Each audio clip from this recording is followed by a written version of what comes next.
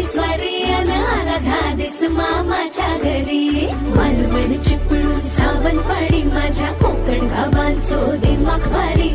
दिसते भारी गणपतीची स्वारी माझ्या कोकणा वाटे तू